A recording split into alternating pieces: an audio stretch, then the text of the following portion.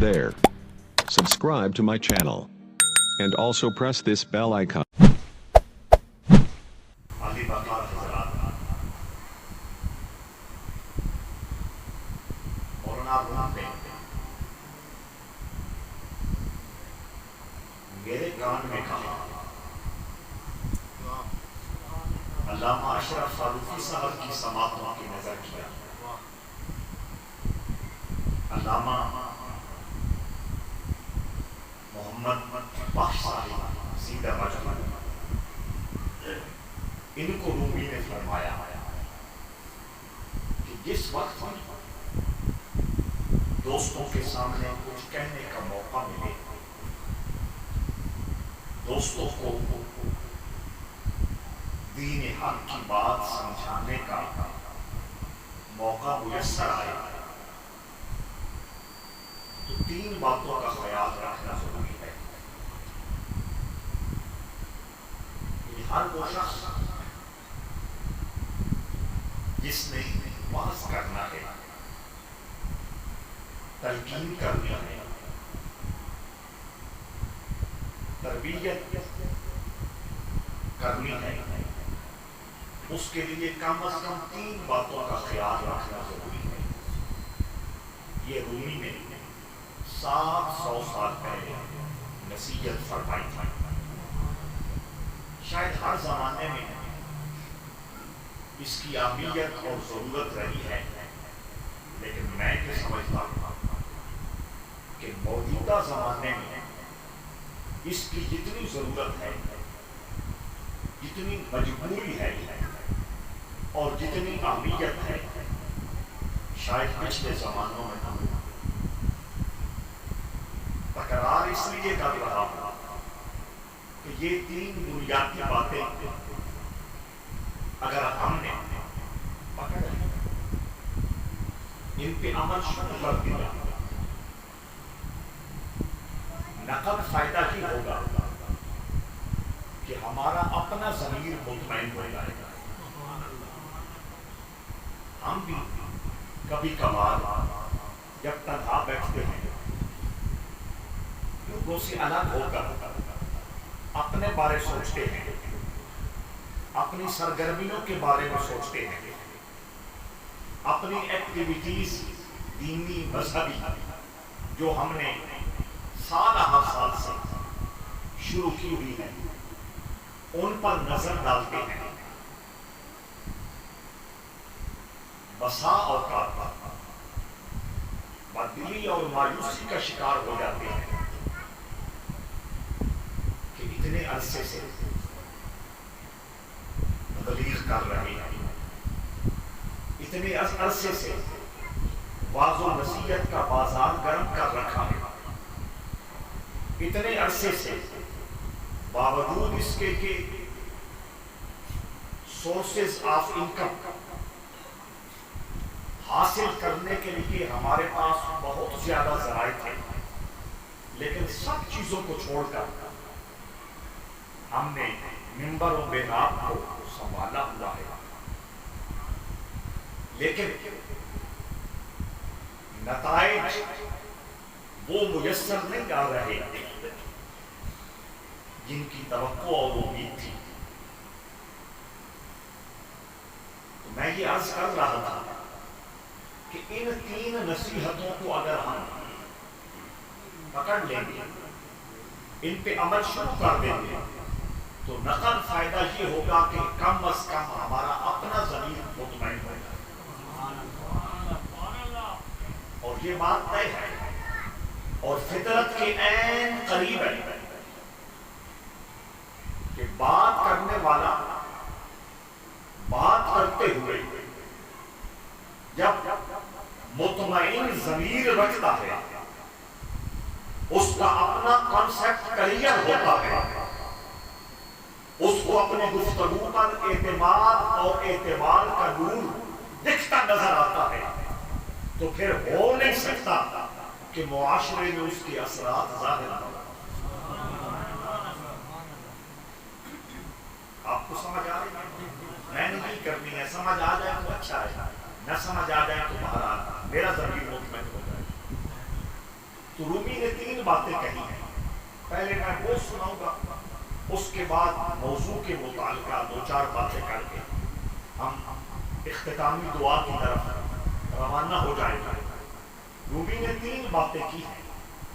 وہ فرماتے ہیں جسے بھی بیان کرنا ہے, جسے بھی خطاب کرنا ہے, جسے بھی لوگوں کو تلقین واعظ اور نصیحت کرنی ہے, اس کے لیے سب سے پہلے یہ ضروری ہے جتنا بولے سچ ہو. سبحان اللہ, سبحان اللہ, سبحان اللہ. کیا خیال ہے؟ سبحان اللہ. جتنا بولے سچ ہو. دوستو یہ اس وقت ممکن ہوگا جب اس لیے بولا جا رہا ہو کہ میرا اللہ راضی ہو جائے. سبحان اللہ. اگر بولتے وقت یہ مقصد ہو کہ میری واہ ہو جائے, بولتے وقت یہ مقصد ہو کہ لوگوں کی جیبوں میں جو کچھ رقم موجود ہے وہ کسی بہانے نکلوا سکوں, اگر بولتے وقت یہ مقصد ہو کہ میری گفتگو کی دھاک بیٹھ جائے, میرے خوش دھان ہونے کا خوبصورت تاثر قائم ہو جائے, میرے علمی نکات کی وجہ سے لوگوں کے دل و دماغ پر میری عظمت کا پہرا لگ جائے, اور میرے نکلتے نکلتے میری 3-4 اور تقریروں کی بکنگ ہو جائے. جب اس نیت سے ہم گفتگو کریں گے تو پھر گفتگو کرتے ہوئے ہم یہ احساس نہیں کر سکیں گے اور یہ احتیاط نہیں کر سکیں گے کہ ہم اپنی سچی گفتگو میں مکسنگ کتنی کر رہے ہیں. جو ہے مکسنگ کا مطلب یہ ہے جس بات کا وجود ہی نہیں ہے ہم اس کو وجود بھی دیتے ہیں, ہم اس وجود کو الفاظ بھی دیتے ہیں, ان الفاظ کو رنگ و روغن بھی عطا کرتے ہیں, اور اپنا وقتی جو مفاد ہے اس کو نکال دیتے ہیں. جن باتوں کا وجود ہی نہیں ہے ان باتوں کو کبھی ہم شیخ سعدی کی طرف منسوب کرتے ہیں, ان باتوں کو کبھی ہم حافظ شیرازی کے ذمے لگاتے ہیں. جن باتوں کا وجود ہی نہیں ہے ان کو حضرت پیران پیر شیخ عبد القادر جیلانی کے گروپ میں ڈالتے ہیں. جن باتوں کا وجود ہی نہیں ہے ان کو حضرت مولا علی کی طرف منسوب کرتے ہیں, اور جرأت بڑھتے بڑھتے اتنی ہو جاتی ہے کہ جن باتوں کا وجود ہی نہیں ہے ان کو ہم رسالت امام صلی اللہ علیہ وسلم کی ذات اقدس کے ساتھ جوڑ دیتے ہیں.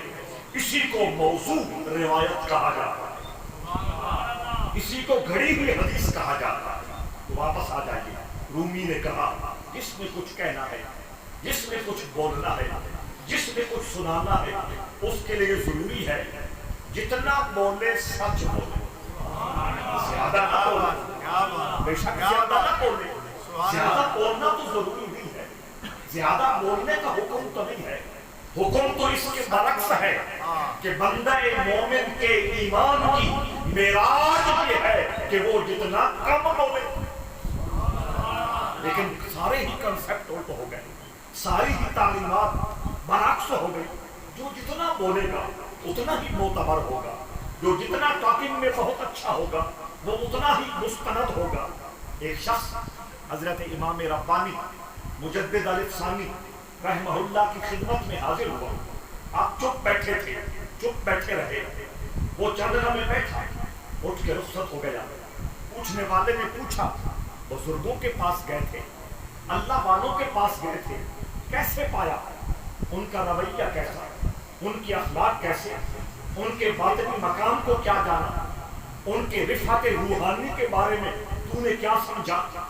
چونکہ وہ سادہ بندہ تھا, من کا خالی تھا, سوکھا میرے جیسا, اس نے فوراً تبصرہ کر دیا. لطف نہیں آیا, مزہ نہیں آیا, سواد نہیں آیا, وہ تو بولنے ہی کچھ نہیں. بات چپ ہو گئی, بات ختم ہو گئی. وہ شخص جس نے پوچھا تھا بزرگوں کو کیسے پایا, وہ حضرت مجدد کی خدمت میں حاضر ہوا. حضور فلاں شخص آیا تھا اور وہ مطمئن نہیں گیا, خوش نہیں گیا. وہ کہتا ہے لطف نہیں آیا, سواد نہیں آیا, مزہ نہیں آیا, اس لیے کہ مجدد پاک بولے نہیں ہے, انہوں نے گفتگو نہیں کی ہے. بہت توجہ. حضرت مجدد مسکرائے, فرمایا جسے میری خاموشی سے فیض نہیں مل سکتا اس کو میری باتوں سے کیا ملے گا؟ سبحان اللہ سبحان اللہ سبحان اللہ ماشاءاللہ آپ کو بات سمجھ آ سبحان اللہ سمجھ آ اس کو میری چپ سے فیض نہیں ملا وہ باتوں سے کیا حاصل کرے گا؟ میں اس جملے کی تھوڑی وضاحت کروں گا. مجدد نے نہیں فرمائی، دوسرے بزرگوں نے کہا. اس کی تشریح یہ ہے، اس کی وضاحت یہ ہے، اگر آپ کو سمجھ آ گئی آپ کی زندگی میں کمال قسم کا سکون آنا شروع ہو جائے گا. اس لیے وضاحت کر رہا ہوں. بزرگوں نے فرمایا کہ انسانی جسم میں دو ہی چیزیں معتبر ہیں. ایک انسان کی باڈی ہے جس میں ہاتھ ہیں، جس میں آنکھیں ہیں، جس میں کان ہے، جس میں ناک ہے، جس میں ہونٹ ہے، جس میں پیر ہے، جس میں سر ہے. دوسرا انسانی وجود میں معتبر ترین چیز انسان کا دل ہے. آپ جانتے ہیں اور صرف جانتے نہیں آپ مانتے ہیں کہ انسانی وجود میں اللہ نے حکومت اور حکمرانی انسان کے دل کو دے رکھی ہے. تو دل بادشاہ ہے، ہاتھ اس کے نوکر ہے. دل بادشاہ ہے، پیر اس کے نوکر ہے. دل بادشاہ ہے، آنکھیں اس کی نوکر ہے. دل بادشاہ ہے، کان اس کے نوکر ہے.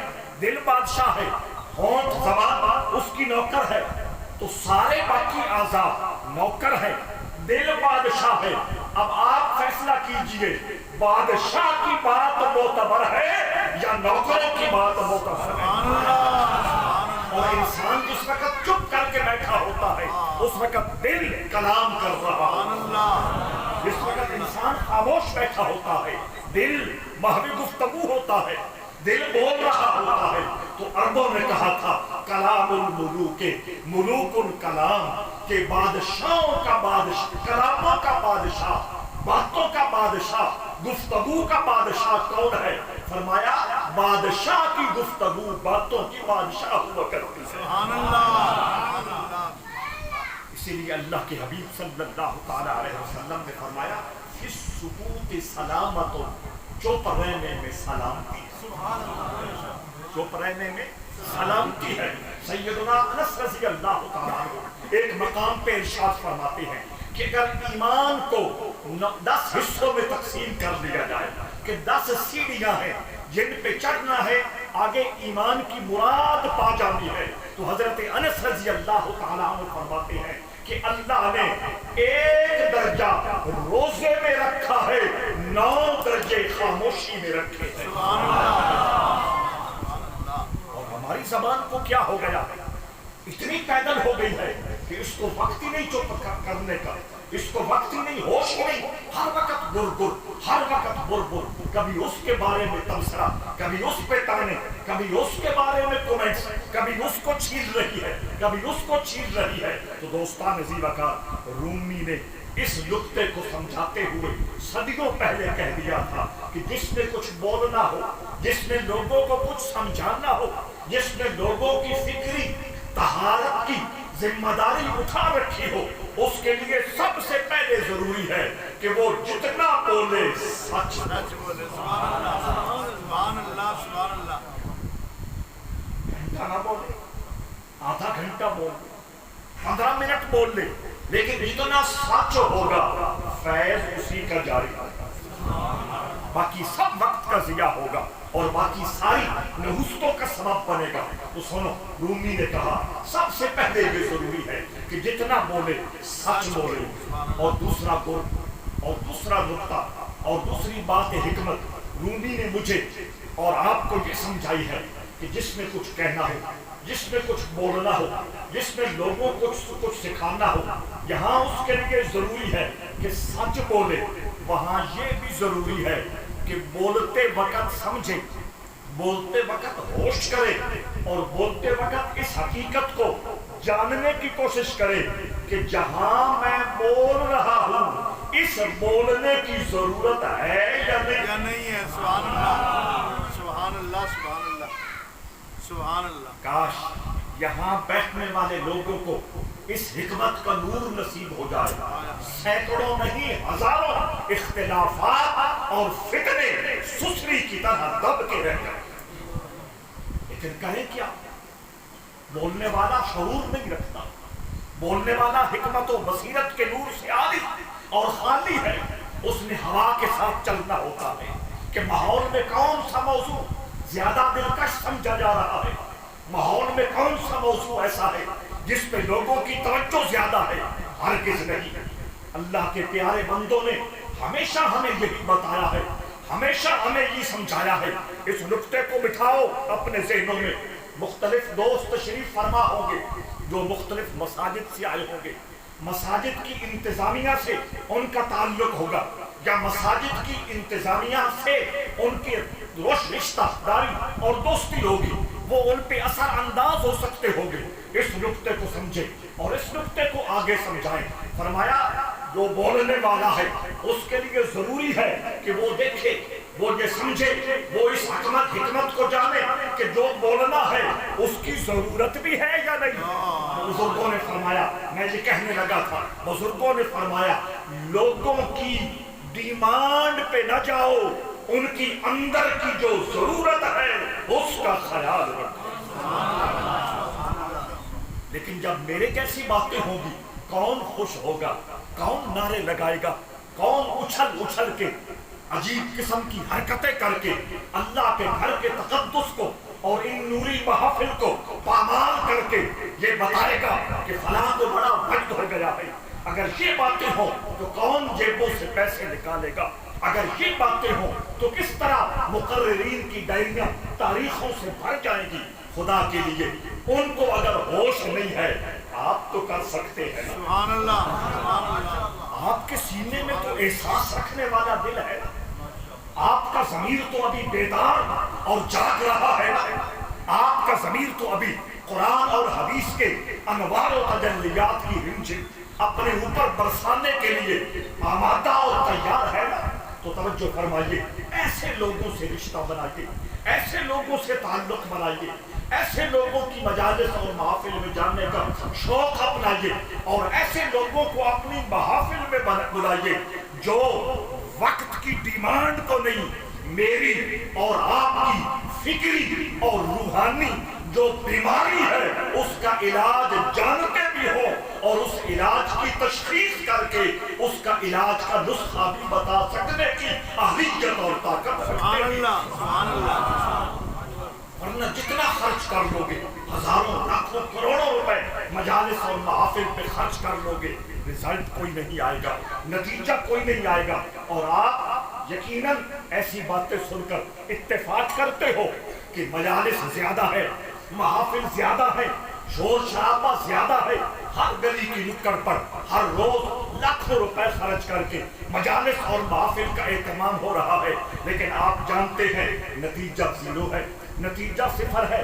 نہ نمازوں کی طرف توجہ ہے، نہ رمضان کے روزوں کی قدر ہے، نہ مسجدوں کو آباد کرنے کا شوق ہے، نہ ہمارے دینی اداروں کو اپنے بچوں کے ساتھ آباد کرنے کا اہتمام ہے. تو دوستو یہ اگر ساری باتیں درست ہے اور ان خامیوں کی جن کی میں نشاندہی کر رہا ہوں تو رسول اللہ صلی اللہ تعالی علیہ وسلم کی نسبت رکھنے والے اس بابرکت مہینے اور ربیع النور کی ان بابرکت گھڑیوں کا واسطہ دے کے میں آپ سے التجا کرتا ہوں ذمہ داری کا احساس کریں. ہم پورے ملک کو ٹھیک نہیں کر سکتے، پوری قوم کو ہم درست نہیں کر سکتے، لیکن اپنے اپنے سرکل میں تو ہوکا دے سکتے ہیں، آواز پہنچا سکتے ہیں نا.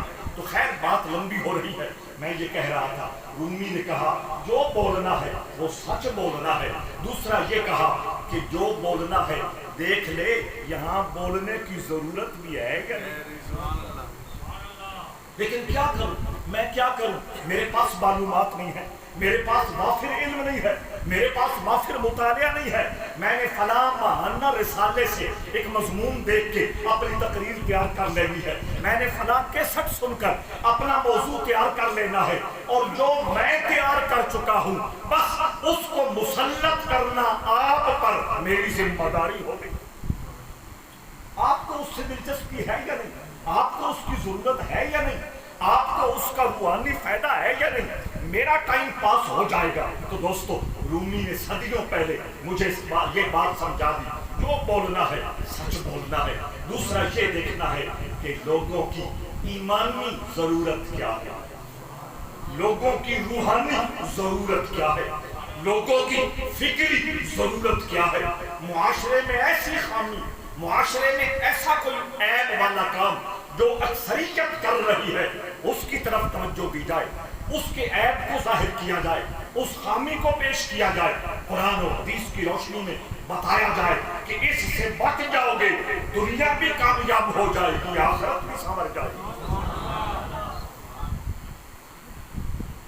تیسری بات بھی عرض کر دوں، سبحان اللہ، تھوڑا مضمون یاد رکھنا آسان ہوتا ہے، سبحان اللہ۔ ہمیں تیسرا کام یہ ہے، بولنے والا بولنے والا بولنے والا جب بھی بولے، کیا جب بھی بولے جب بھی بولے سچ بولے۔ پیار سے بولے، سبحان اللہ، کس سے بولے؟ پیار سے پیار سے بولے، محبت سے بولے، جارحانہ رویہ نہ ہو، فتویٰ کی مشین نہ کھول رکھی ہو، اگلے کے کپڑے اتارنے کا پروگرام بنا کے نہ آیا ہو۔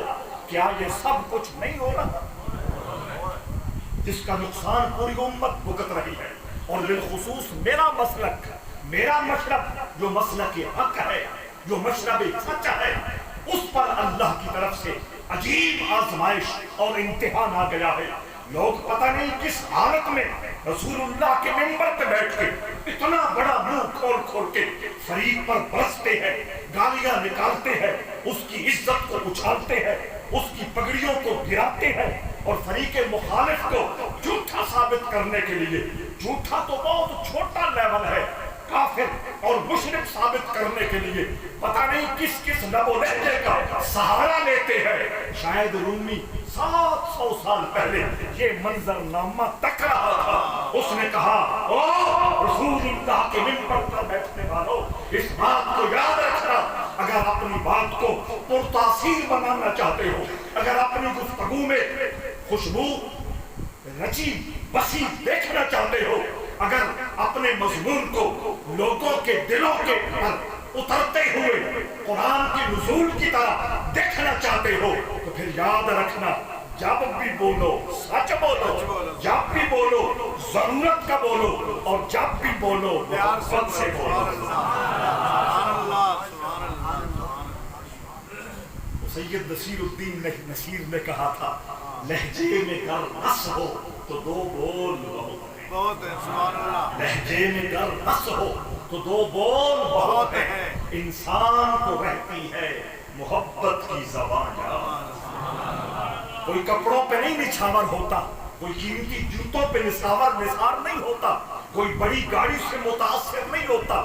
جب بھی کوئی انسان دوسرے انسان یا انسانوں سے ملاقات کرتا ہے، ملاقات کرنے والے مرید ہوں، ملاقات کرنے والے شاگرد ہوں، ملاقات کرنے والے خطاب میں آ کر واز سننے والے عشاق مصطفیٰ ہو، ان کو ٹوپی کا سٹائل یاد نہیں رہتا، ان کو کپڑوں کا سٹائل یاد نہیں رہتا، ان کو گاڑیوں کا سٹائل اور کس لیول کی گاڑی یہ یاد نہیں رہتا، ان کو وہ لہجہ یاد رہتا ہے، ان کو وہ اسلوب محبت میں وہ رنگی ہوئی گفتگو یاد رہتی ہے۔ تو لہجے میں گر رس ہو تو دو بول بہت ہے، انسان کو رہتی ہے محبت کی زبان یاد۔ ابھی 20-21 دن ربیع النور کے باقی ہیں، محافل ہونی ہے، مجالس ہونی ہے۔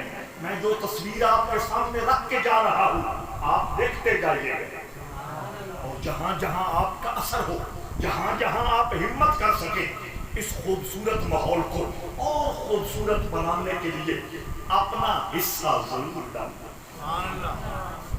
اور دوسری بات جو میں آپ تک پہنچانا چاہتا ہوں وہ یہ ہے کہ الحمدللہ ہماری یہ مجالس، ہماری یہ محافل خلوص بھری ہوتی ہے۔ کوئی سنی کرائے پہ نہیں آتا، کوئی سنی صرف چاولوں کے شوق اور لالچ میں نہیں آتا، کوئی سنی صرف کسی پر دین اور احسان چڑھانے کے لیے نہیں آتا، کوئی سنی بھاجی ڈالنے کے لیے نہیں آتا۔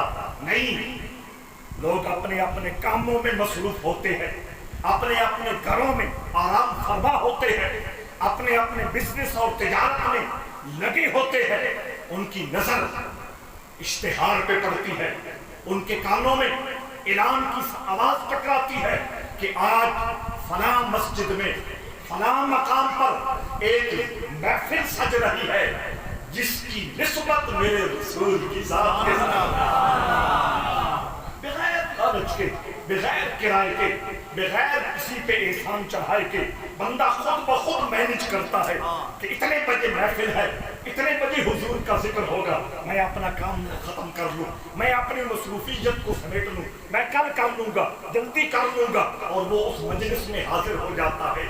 جب اتنا صاف دل لے کر محبت سے معمور، عقیدت سے چور یہ احباب محبت آ جاتے ہیں تو پھر میرا کیا فرض بنتا ہے؟ میں ان کی محبتوں کو، ان کی عقیدتوں کو مزاروں میں رلا دوں، ان کی محبتوں اور عقیدتوں کو اروڑی پہ پھینک دوں؟ نہیں، میرا یہ فرض بنتا ہے، میرا یہ اخلاقی، دینی، منصبی فرض ہے، میں آپ تک ایسی باتیں پہنچاؤں، میں آپ کے کانوں تک ایک ایسا جامع محبت پہنچاؤں جس کی وجہ سے آپ کے سینوں میں حقیقی عظمت مصطفیٰ کا چراغ جل سبحان اللہ، سبحان اللہ، واہ، سبحان اللہ۔ ہمارے ذمہ دار لوگوں کو شعور نہیں رہا، ہمارے ذمہ دار لوگوں کو احساس نہیں رہا کہ یہ لوگ کتنی محبت سے آتے ہیں، کتنی عقیدت سے آتے ہیں، کتنے احترام سے آتے ہیں، اس کو کیش کیوں نہ کر لیا جائے۔ آپ کو سمجھ آ رہی ہے میری بات؟ دوستان عزیز وقت ہم سب اکٹھے ہوئے ہیں علامہ قاری محمد اجمل صاحب کے بلانے پر، ان کی خوبصورت دعوت پر علامہ اشرف فاروقی صاحب شہر کے اس علاقے سے جلوہ گر ہو گئے۔ آپ بھی مختلف مقامات سے، مختلف محلوں سے، مختلف ایریاز سے چند لمحات اور چند گھڑیاں گزارنے کے لیے یہاں جلوہ گر ہو گئے۔ اب میں آپ کو صرف دائی حلیمہ کی لوریاں سناتا رہوں، کیا انصاف ہوگا؟ بولیے، کیا صرف میں آپ کو پنگھورے کی کہانی سناتا رہوں یہ انصاف ہوگا؟ کیا صرف میں آپ کو طائف کے میدان میں گھماتا پھراتا رہوں، کبھی سر وہ شروع کر دی، کبھی تال وہ پکڑ لیا، گھنٹہ ڈیڑھ گھنٹہ اسی پہ ضائع کیا، ریلیں بھی لی، واہ واہ بھی کرائی، نعرے بھی سنے؟ میں تو جہاں جاتا ہوں میں محبت سے کہتا ہوں مجھے نعروں کی بھی ضرورت نہیں ہے، ریلوں کی بھی ضرورت نہیں ہے۔ سبحان اللہ پر پابندی نہیں لگاتا، وہ اس لیے کہ اس کا فائدہ آپ کو ہے۔ سبحان اللہ، اس کا فائدہ آپ کو ہے کہ میرے مصطفیٰ نے فرمایا جو دل سے سبحان اللہ کرے، کہلوانے سے نہیں بھائی، آنکھوں سبحان اللہ، اس نال کوئی فائدہ نہیں۔ جو دل سے سبحان اللہ کی صدا نکلتی ہے، میرے آقا نے فرمایا ایک سبحان اللہ کے بدلے جنت کے اندر ایک درخت اگا دیتا ہے۔ کیونکہ فائدہ آپ کا ہے اس لیے میں منع نہیں کرتا۔ اگر حدیث نہ ہوتی، یہ فضیلت والا نمونہ پیچھے نہ ہوتا، میں اس پہ بھی بیان کر دیتا کہ مجھے اس کی ضرورت نہیں ہے۔ تو حضرات عزیز وقار، چونکہ میری زندگی کا مقصد صرف آپ کو فائدہ پہنچانا، سبحان اللہ، میری زندگی کا مقصد تیرے دین کی سرفراز، میں اسی لیے مسلمہ، میں اسی لیے غازی۔ آپ کا چونکہ فائدہ مقصود ہے، میری واہ واہ بنے یا نہ بنے، میری اگلی تقریر کنفرم ہو یا نہ ہو، میری شان و شوکت میں اضافہ تقریر کی وجہ سے ہو سکے یا نہ ہو سکے، وہ بالکل الگ موضوع ہے۔ توجہ چاہتا ہوں، میں آپ تک یہ بات پہنچانا چاہتا ہوں کہ یہاں جو لوگ بیٹھتے ہیں ان کی اخلاقی، شرعی اور منصبی ذمہ داری ہے کہ وہ آپ کی محبتوں کو، عقیدتوں کو اور آپ کی آمد اور آپ کی آمدن کا خیال رکھتے ہوئے آپ تک وہ میسج کنوے کرے، وہ پیغام پہنچائیں کہ آپ جب یہاں سے اٹھ رہے ہو آپ کے من کی دنیا میں رسول اللہ کے پیار کی، محبت کی، احترام کی خوشبو معطر ہو رہی ہے۔ حضرات عزیز وقار، بہت توجہ چاہتا ہوں، میں نبی رحمت صلی اللہ تعالیٰ علیہ وسلم کی مبارک زندگی کے جو مختلف گوشے ہیں، مختلف پہلو ہیں، اللہ اکبر، عقیدت میں اور ہستیوں کے بارے میں بھی لوگ یہ جملہ بولتے ہیں، لیکن حقیقت میں، عقیدت میں نہیں، میں کیا کہہ رہا ہوں؟ حقیقت میں یہ جملہ اگر ٹھکتا ہے، یہ جملہ اگر سجتا ہے، یہ جملہ اگر زیب دیتا ہے تو میرے مصطفیٰ کریم کی ذات پاک کے بارے میں زیب دیتا ہے کہ مصطفیٰ کریم کی ہستی ایک ہیرے کی مانند ہے، جس طرف پلٹا کے دیکھو چمک چمک۔ سبحان اللہ سبحان اللہ۔ یقینی بات ہے حضور کی زندگی کا ایک ایک لمحہ اور حضور کی زندگی کا ایک ایک مرحلہ اور حضور کی زندگی کا ایک ایک گوشہ اور حضور کی زندگی کی ایک ایک جہت اللہ نے اس میں اتنی گہرائی رکھی ہے، اتنی دل ربائی رکھی ہے، اتنی شگفتگی رکھی ہے، اتنا سکون اور قرار رکھا ہے کہ بالآخر اعلان کیا لقد کان لکم فی رسول اللہ اسوۃ حسنہ۔ انسانی فطرت انسان کو مجبور کرتی ہے کہ کسی کتاب سے پڑھ کر قانون پر عمل نہ کرے، بلکہ کسی قانون کو کسی باڈی میں اپلائی ہوتا دیکھ کر اس پہ عمل کرے۔ یہ فطرت ہے یا نہیں؟ انسانی فطرت ہے کہ انسان چاہتا ہے مختلف قوانین، مختلف اصول، مختلف جو ضابطے ہیں وہ کہاں نظر آ رہے ہیں، کس شخصیت میں چمک رہے ہیں۔ تو اللہ کریم نے اس فطرتی حقیقت کو سامنے رکھتے ہوئے یہ نہیں کہا کہ قرآن بیت اللہ میں اترے گا، جا کے لے لو، قرآن تمہارے گھروں میں آ جائے گا، لے لو، پڑھو، عمل کرو۔ فرمایا قرآن کتاب ہدایت یقیناً ہے، کتاب قانون یقیناً ہے، کتاب اصول یقیناً ہے، کتاب نور یقیناً ہے، لیکن قرآن کی سمجھ اس وقت تک نہیں آ سکتی جب پورے کا پورا قرآن ایک ذات میں چمکتا ہوا نظر نہ آئے۔ سبحان اللہ سبحان اللہ سبحان اللہ۔ سمجھ آ رہی؟ اللہ چاہتا ہے اور فرما رہا ہے کہ اس وقت تک تمہاری زندگی نامکمل رہے گی جب تک پورے قرآن کو ایک وجود میں پورا چمکتا ہوا نہ دیکھو۔ اور اس کی تشریح کرتے ہوئے ام المومنین صدیقہ کائنات حضرت عائشہ رضی اللہ تعالی عنہا نے انتہا فرما دی جب صحابہ حاضر ہوئے، حضور ہم اس لیے حاضر ہوئے ہیں کہ رسول کریم صلی اللہ تعالی علیہ وسلم کے اخلاق کے بارے میں کچھ سناؤ، حضور کے کردار کے بارے میں کچھ بتاؤ، حضور کے منمونے رویے اور حضور کی سونی سونی جو ادائیں ہیں ان کے بارے میں گفتگو فرمائیں تاکہ سن سن کر ہمارا رنگ جاتا، ہمارا ایمان بڑھتا رہے، حضور کی ذات پاک پر ہمارا ایمان مستحکم ہو جائے۔ ام المومنین صدیقہ کائنات حضرت عائشہ رضی اللہ تعالی عنہا نے فرمایا بہت لمبا موضوع ہے لیکن میں سارے سمندروں کو کوزے میں بند کر کے تمہارے ہاتھوں میں تھما رہی ہوں۔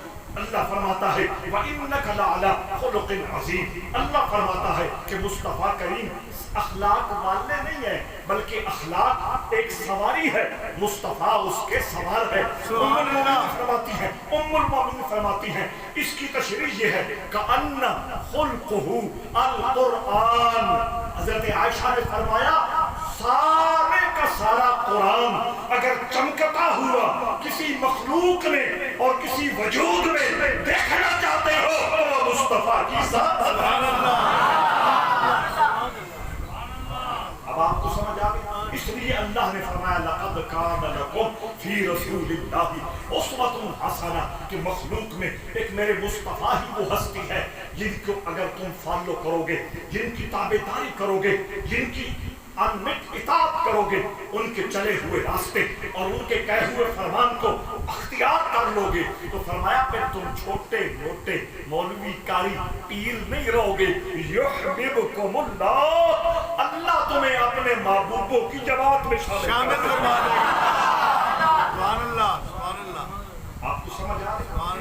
یہ ہے حضور کی عزت، یہ ہے حضور کی عظمت، یہ ہے حضور کی حقیقی شان اور یہی ہے حضور کے آنے کا بنیادی مقصد کہ ہم حضور کو فالو کریں، ہم حضور کی فرما برداری کریں، حضور کی ادائیں اور حضور کی البیلی اور حضور کی روکھی اور حضور کی اچھوتی جو ادائیں ہیں ان کو سمجھیں، ان کو پڑھیں اور ان پر چلنے کی کوشش کریں۔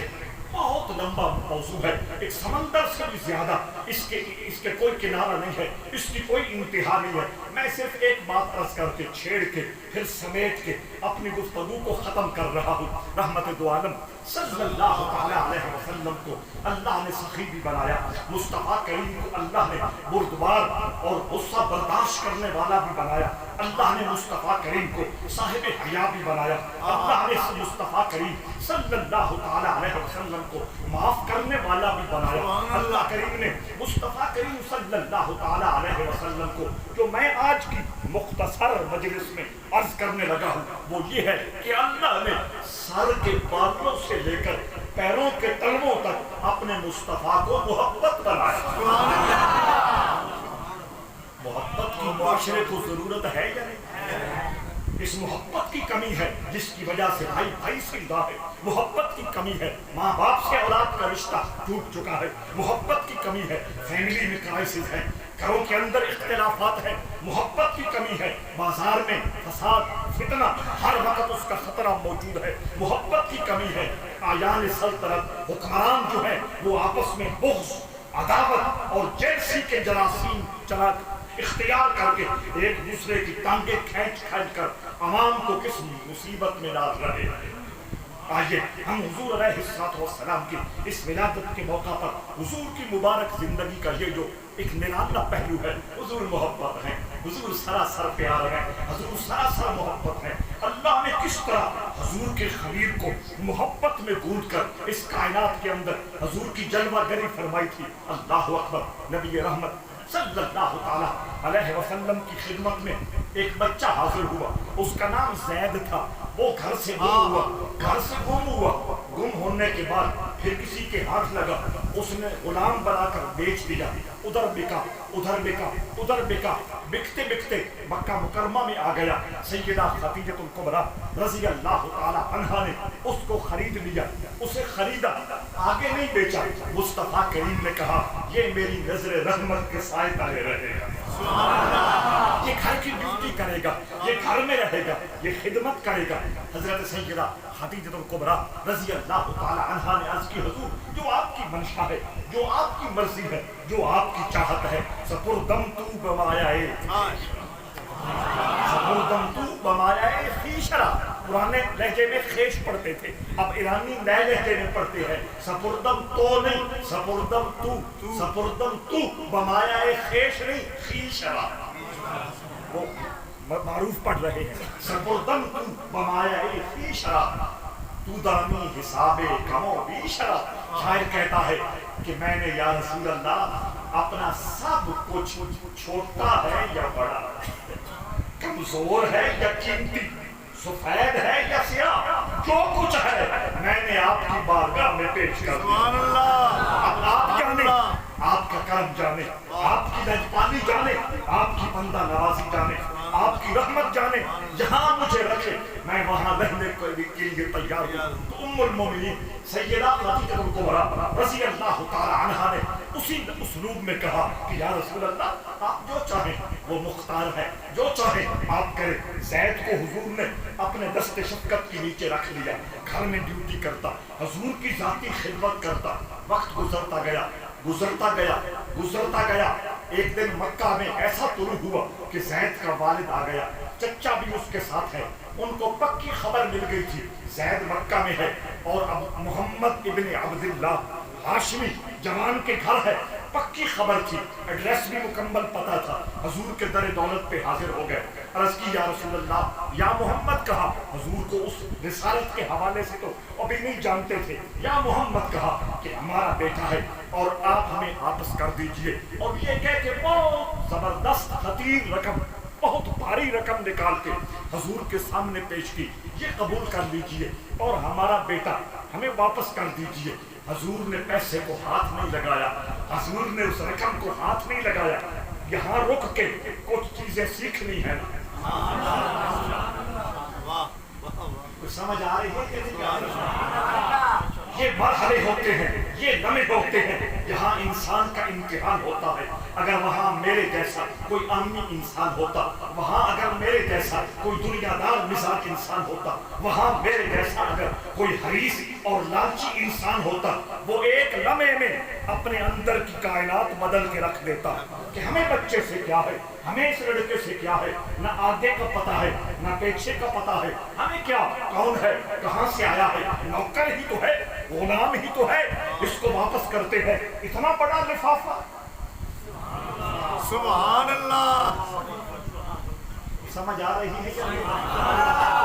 وقت بدلنے کے ساتھ ساتھ اصطلاحات بدلتی ہیں، وقت بدلنے کے ساتھ ساتھ اصطلاحات بدلتی ہیں، کہیں لفافہ استعمال ہوتا ہے، کہیں بریف کیس استعمال ہوتا ہے، جو بھی ہے تو وہ بہت بھاری رقم حضور دیکھ رہے ہیں، ملازہ فرما رہے ہیں، 1 سیکنڈ سے پہلے فیصلہ فرما دیتے، اور نوکر آ جائیں گے اور غلام آ جائیں گے، یہ اور غلام خرید لیں گے، یہ کون سی بات ہے؟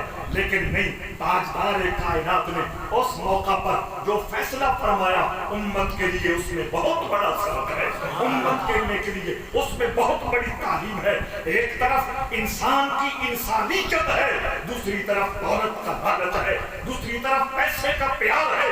رسول انور صلی اللہ علیہ وسلم نے پیسے کو ہاتھ نہیں لگایا، کھڑے کھڑے فرمایا میں انکار نہیں کرتا، اپنے بیٹے سے پوچھ لو۔ پاس بھی کوئی نہیں کہ یہ ہمارا زر خرید ہے، ہم نے پیسوں سے خریدا ہے، تم اوپر سے کیسے آ گئے؟ بحث بھی کوئی نہیں۔ اخلاق کا یہ مقام، پیار کا یہ مقام سمجھنے کی بات ہے۔ فرمایا میرا کوئی مناظرہ نہیں ہے، میں کوئی بحث نہیں کرنا چاہتا، میں بیٹا تمہارا ہے، تمہارے ہاتھ روانہ کرنے کے لیے تیار ہوں، لیکن ایک شرط ضرور ہے، بچے سے پوچھ لو، بیٹے سے پوچھ لو تمہارے ساتھ جاننا چاہتا ہے یا نہیں۔ حضرت زید کہتے ہیں میں کبھی رسول اللہ کے مکھڑے کو دیکھتا، کبھی باپ کی آنکھوں سے بچنے والے آنسوں کو دیکھتا، اور بوڑھے چچا کی جو کپاہٹ ہے کبھی اس کو دیکھتا۔ چند لمحے میں ڈولتا رہا، ڈولتا رہا، ڈولتا رہا، پھر چند لمحوں کے بعد مصطفیٰ کا پیار غالب آیا، حضور کی محبت چھا گئی۔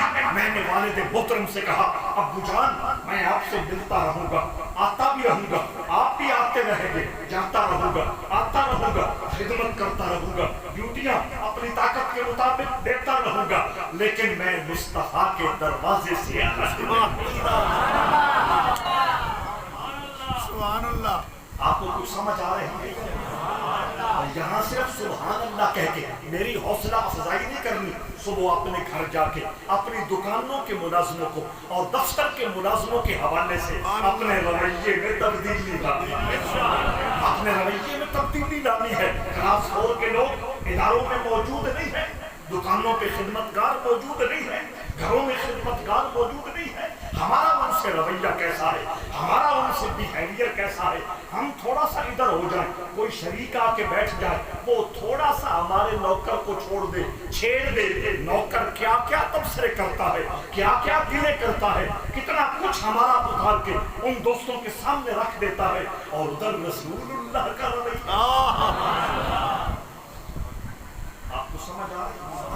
میں بالکل اپنے آخری نقطے کی طرف جا رہا ہوں۔ بات کا پھیلانا بھی مجھے آتا ہے اور بات کو سکیڑنا اور سمیٹنا بھی مجھے آتا ہے۔ تو میں عرض کر رہا تھا حضور سراسر محبت ہے، بچہ کبھی حضور کو دیکھتا، کبھی والدین کو دیکھتا، بالآخر وہ یہ نتیجہ دے گیا کہ میں مصطفیٰ کا بوا نہیں چھوڑ سکتا، حضور کا دروازہ نہیں چھوڑ سکتا، حضور کے در سے الگ نہیں ہو سکتا، آپ کے فرائض اور آپ کے حقوق ادا کرتا رہوں گا، لیکن مصطفیٰ کے در کو نہیں چھوڑ سکتا۔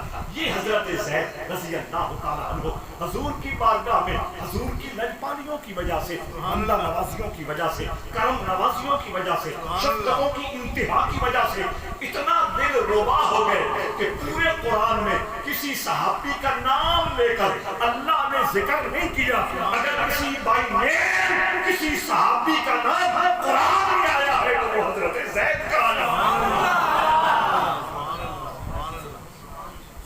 کہتے ہیں محبوب کا محبوب بھی محبوب ہوتا ہے، دوست کا دوست بھی محبوب۔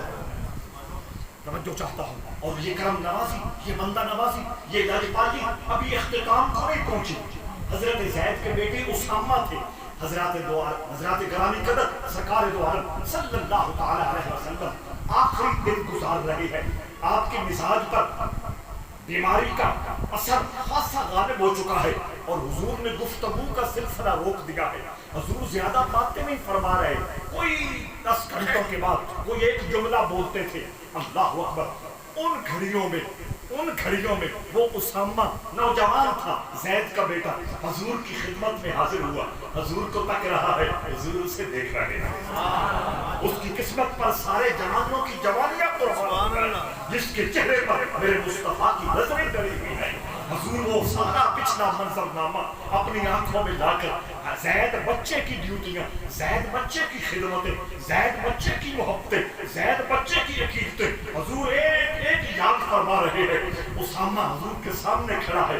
कुछ लम्हों के बाद हजूर बोले तो नहीं, हजूर ने उसामा के लिए अपना दस्ते शफकत उठा दिया।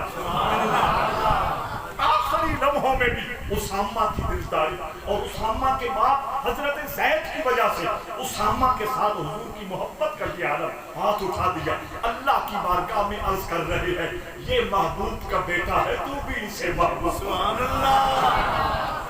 ये नस्ल दर नस्ल प्यार और मोहब्बत की जो आता है, ये मेरे मुस्तफा की आता है, ये मेरे मुस्तफा का खास तरीका है, ये मेरे मुस्तफा का खास ढंग है। तो मैं अर्ज कर रहा था, हुजूर सरासर मोहब्बत है, सरासर प्यार है, सरासर प्यार और मोहब्बत और हुजूर की जात में मौजूद है। एक बात अर्ज करके गुफ्तगू को समेट रहा हूँ। हुजूर अलैहिस्सलाम तशरीफ फरमा है, एक औरत सामने आती है, बूढ़ी औरत है, सामने आती है, हुजूर के करीब आ रही है। हुजूर देखते हैं और देखते के बाद फौरन पहचान जाते हैं, फौरन समझ जाते हैं। तवज्जो चाहता हूँ, ये तो हुजूर की ज़ात अक़दस है। हुजूर का मकाम तो सारी कायनात से पहचान के हवाले से और मर्फत के हवाले से बुलंद है। जिसने अल्लाह को पहचान लिया, सुभान अल्लाह, और अपनी नूरी आंखों से अल्लाह का दीदार किया, मखलूक को जानना पहचानना उसका क्या माना रखता है। हजरत अज़ीज़ हजरत ख्वाजा मोहम्मद फ़खरुद्दीन सियालवी रहमतुल्लाह ताला अलैह सियाल शरीफ के शाहज़ादगान में से थे। उन्होंने मुझे खुद ये बात सुनाई कि हजरत ख्वाजा शम्सुल आरिफीन सियालवी रहमतुल्लाह ताला अलैह पढ़ते थे, मखान शरीफ जा रहे थे, रास्ते में एक औरत मिली। औरत ने कहा, जवान कहाँ जाना है? आपने फरमाया, मैंने आगे कहीं जाना है। नाम नहीं बताया, पूरा एड्रेस नहीं बताया, हालांकि पता था कि मैं मखड़ जा रहा हूँ। इसके पीछे हिकमत सुन लीजिए, मैं अपने ज़ौक़ की भी कुछ बातें कर लूँ। सुनिए, महबूब इलाही ख्वाजा निज़ामुद्दीन औलिया तशरीफ फरमा है। हजरत शाह रुकने आलम आपको मिलने के लिए आए। ख्वाजा निज़ामुद्दीन औलिया ने अपने खादिम इकबाल से कहा कि नजराने का सामान ले आओ। उसमें कपड़े भी थे, उसमें जिन्स भी थी, उसमें कुछ हीरे जवाहरात भी थे, उसमें नकदी भी थी। वो उठा के लाया। जब वो ला रहा था, अभी दूर था, दूर था, महबूब इलाही ने खादिम इकबाल को रोक दिया। फरमाया, उस्तुर ज़हबका व ज़िहाबका व मज़हबका। ये जुमला आप याद फरमा लें, उस्तुर ज़हबका व ज़िहाबका व मज़हबका।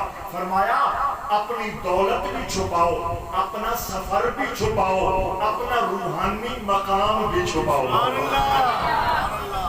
बंदे बंदे न दसो में मैं फकीरी दे उस मर्तबे पे अब पड़ गया। जो बोलता है वो खाली होता है।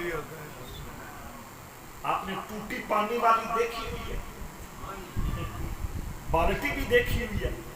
खाली बाल्टी टूटी के नीचे रखे, जब तक बाल्टी भरती नहीं है पानी की आवाज आती रहती है, और जब बाल्टी लबालब भर जाती है पानी गिरने की आवाज खत्म हो जाती है। जो खाली होते हैं वो बोला करते हैं, जो लबालब हो जाते हैं उनकी ज़बानों पे इश्क और मोहब्बत के ताले सज जाया करते हैं। खैर, मैं आपसे कर रहा था, उस्तुर ज़हबका व ज़िहाबका व मज़हबका। ऐ दोस्त, ऐ खादिम इकबाल, दौलत भी छुपा के रखनी चाहिए, सफर भी छुपा के रखना चाहिए, और अपना रूहानी मकाम भी लोगों को नहीं बताना चाहिए। ये नसीहत हजरत ख्वाजा शम्सुद्दीन सियालवी के दिलो दिमाग में चमक रही थी। आपने उस तालिब के ज़माने में उस पर अमल किया। बीबी ने कहा, कहाँ जाना है? पता है मखट जाना है, लेकिन समय बस मैं आगे जा रहा हूँ। उसने कहा, जहाँ भी जा रहे हो मैंने भी इसी रास्ते पे जाना है, मैंने भी इसी रोड से गुजरना है। अकेली औरत जात हूँ, मेरा ख्याल रखना। आप आगे आगे हैं और वो पीछे पीछे है। थोड़ी देर के बाद वो बीबी कहने लगी, जवान एक मिनट के लिए रुकना, मुझे कुछ जरूरी काम है। आप रुक गए, चेहरा सामने रखा। 1 मिनट 1.5 मिनट गुजरा। वो बीबी कहती है, सफर जारी करो, सफर शुरू करो, मेरा काम हो गया है। 5 मिनट के बाद आप फरमाते हैं, मुझे किसी बच्चे के रोने की आवाज आने लगी। اللہ مجھے کسی بچے کے رونے کی آواز آنے لگی، فرمایا میں حیرت میں گم پریشان کہ یہ کیا، اکیلی عورت تھی، بچے کی آواز کیسے آنے لگی؟ مجبور ہو کہ میں نے پیچھے دیکھا، اس نے بچہ اٹھایا ہوا ہے۔ میں نے کہا یہ کہاں سے آ گیا؟ کہنے لگی میں پریگننٹ تھی، میں حاملہ تھی، دوران سفر اللہ نے کرم فرما دیا۔ سبحان اللہ یہ الگ موضوع ہے، صحت کا راز کیا ہے توجہ چاہتا ہوں۔ خیر، عورت کی منزل پہلے آ گئی، مکھن شریف آگے تھا، اس نے جہاں جانا تھا اس کا گاؤں آ گیا۔ وہ کہنے لگی جوان، بہت توجہ بھائی، کہنے لگی جوان میرا گھر آ گیا ہے، میرا گاؤں آ گیا ہے، میں اپنے گھر جا رہی ہوں، لیکن یاد رکھنا ایک وقت آئے گا تیرا ولایت کا سورج چڑھا ہوا ہوگا۔ تیری ولایت کا سورج پوری کائنات میں جلوہ گر ہوگا۔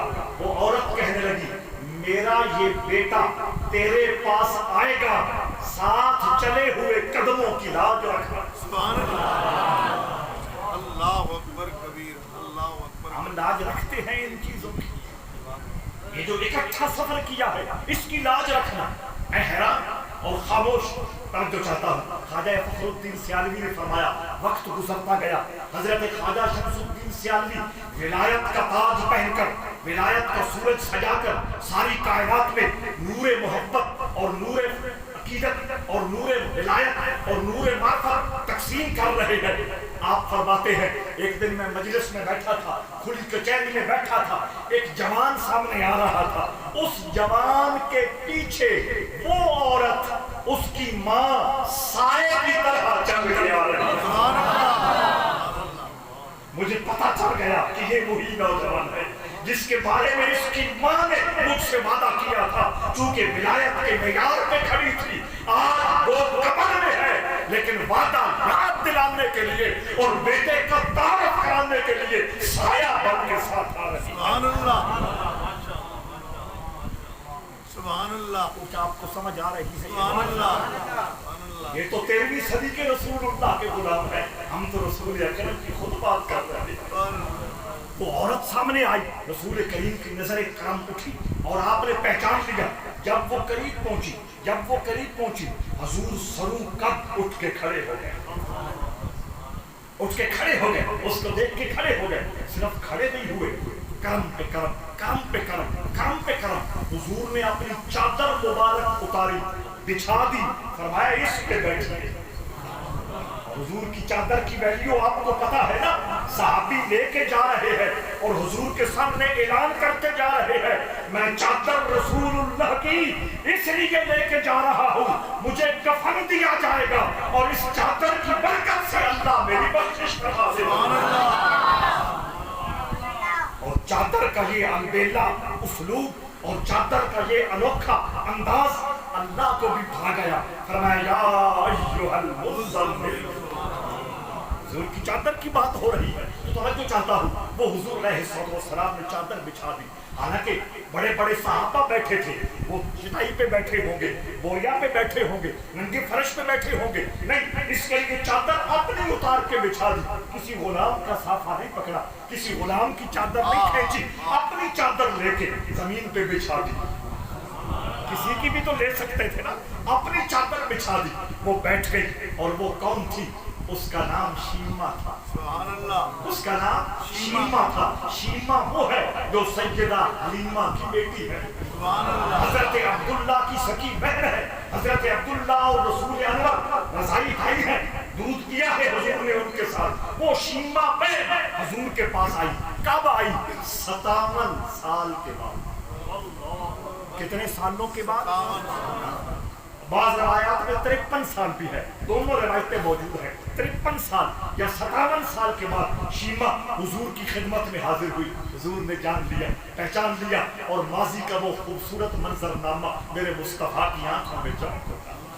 کس طرح طائف میں میں ان کے گھر رہتا تھا، کس طرح پیار محبت سے یہ میری خدمتیں اور ڈیوٹیاں کرتی تھی، کس طرح جھولے میں ڈال کر یہ مجھے لوریاں سناتی تھی، کس طرح میری خدمت میں اپنا سب کچھ نثار اور قربان کرنے کے لیے یہ آمادہ رہتی تھی۔ وہ سارا منظر، اس کی ماں کی ڈیوٹیاں، اس کی ماں کی محبتیں، اس کی ماں کی خدمتیں، عبداللہ بھائی کا پیار، وہ سارا منظر حضور کے سامنے آ گیا، چادر بچھا دی، وہ اس پہ بیٹھ گئی۔ دوستان عزیز کہا یہ وہ وقت ہے، قاری صاحب قبلہ یہ وہ وقت ہے جس وقت حضور یہ پیار دے رہے ہیں، یہ محبت فرما رہے ہیں، یہ اعزاز عطا فرما رہے ہیں، یہ وہ وقت ہے، یہ وہ وقت ہے، یہ وہ وقت ہے جس وقت میرے رسول انبیاء کے امام بن چکے ہیں، سبحان اللہ، رسولوں کی سرداری حاصل کر چکے ہیں، عرش اولا کے پھیرے لگا چکے ہیں۔ یہ وہ وقت ہے جب حضور فرماتے ہیں لو شئت لصارت معی جبال الذہب،